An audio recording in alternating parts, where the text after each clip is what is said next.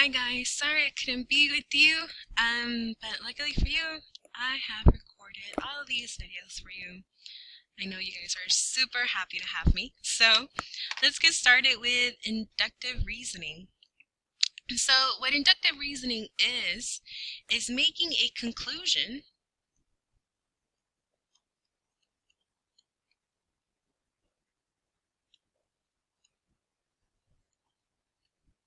based on observations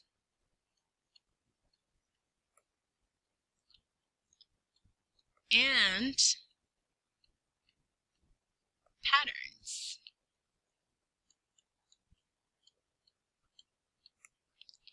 So basically, you are looking at data or you're looking at certain things and you are trying to pick at what makes them group together or what is it about them that they have a pattern. A conjecture is a concluding statement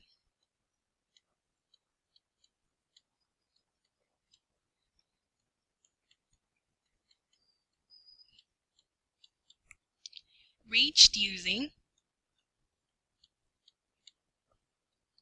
inductive reasoning.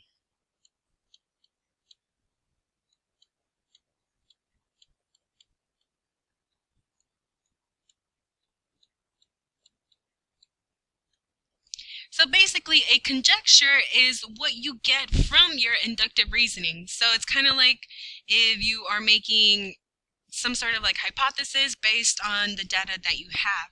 So for example, let's look at number 1. It says find the next 5 terms of the sequences, then write a conjecture. So I'm looking at this set of data and I'm trying to figure out how did I get from 38 to 31, 31 to 24, 24 to 17. So here, my best advice for you is to kind of try a couple things. Let's see how to get from 38 to 31. I know that possibly I could say that I subtracted 7. So now let's see if this works for my next group. So 31 minus 7, that is 24. 24 minus 7, that is 17.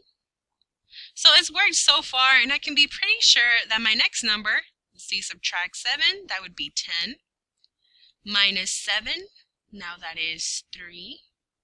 3 minus 7 is a negative 4. Negative 4 minus 7, that would be negative 11. Minus 7 is actually now a negative 18. And so my conjecture, remember, I have to come up with a sentence that describes what I just did.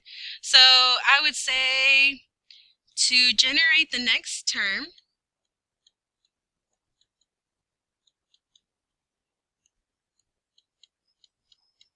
and that's actually how you're going to start off all of the rest of these. So might as well go ahead and write to generate next term in all your conjecture blanks.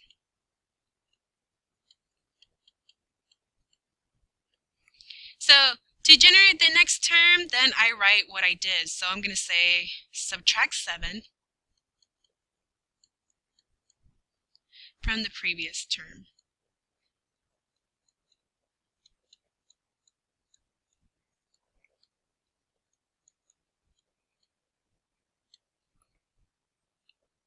That's it. That's all I got to do.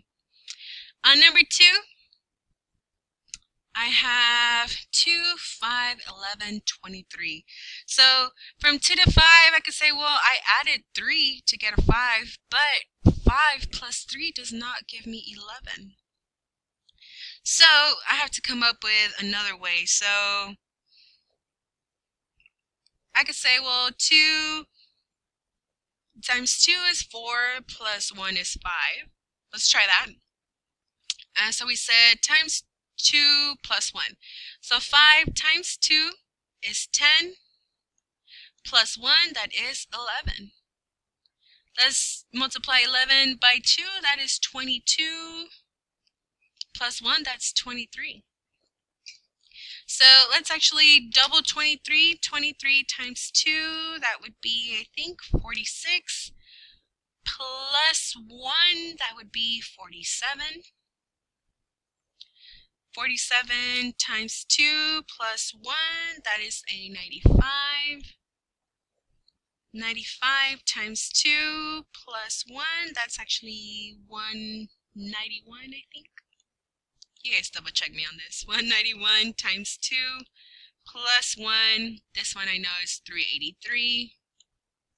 So on your calculator, just put 383 times 2 plus 1. So it looks something like this on your calculator. And your answer here is going to be 767. So my conjecture, I need to come up with a sentence to describe what I just did. So here I'm going to say I doubled the previous term.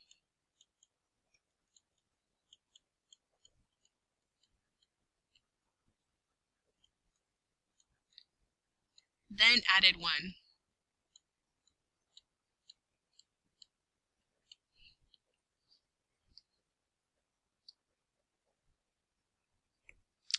All right, let's skip down to, let's go look at number 5. So number 5, we have a couple of times. We say 730, 755, 820. We have to generate the next term based off of these times. So think about it. And these are a little bit hard, I know, but you got a real thing. It's like solving a riddle. How did I get from 30 to 55? And once I found how it took me there, see if it applies from 755 to 820. Once you do that, I want you to pause this video, continue the next terms, and then generate your conjecture. So we would say to generate the next term,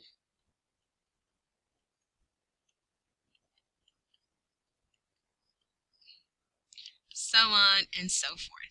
So try that one and go get it checked. Go get your tally mark. Hopefully that last one wasn't too terribly difficult.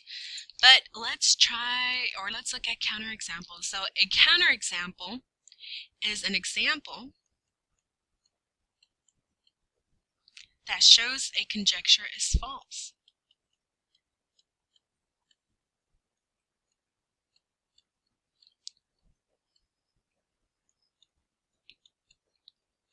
So this one is going to say you need to come up with something to counter the fact that your conjecture is false. So somebody's going to come up with a conjecture and you're going to say, well, no, this proves it wrong. So let's try a couple.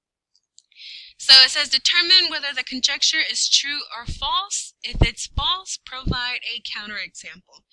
Number 1 says the sum of any 2 consecutive integers, that is a number, is always odd. So let's give that let's try that out. 1 plus the consecutive number is 2. That's 3. 9 plus 10, that's 19. 101 plus 102, that is 103. So yes, this is actually true. I don't need to provide a counterexample. So number 2 says the product of any 2 numbers is always larger than either number. Let's try that out. So let's multiply 2 times 2. That's 4. Okay, that is larger than those 2 numbers. But what happens if we do times 0? 2 times 0, well, that is not true because this number is smaller than both of us, or than one of these. So this is actually false. And your counterexample is actually this one right here. You have to give one that you prove your counter or your conjecture to be false. So it's a little bit tricky. Try your best. How about you guys do number 3 on your own? Go get it checked when you are done. So I do want you guys to actually finish both the front and the back of this paper. If you want, at the end, you can always ask the sub to check it off for you. But other than that, when you are done, turn it in to the white turn-in boxes and you will be done for the day. Make sure you're quiet. Make sure you're working. I don't want to have any bad notes from you guys. All right, I'll see you guys in a couple.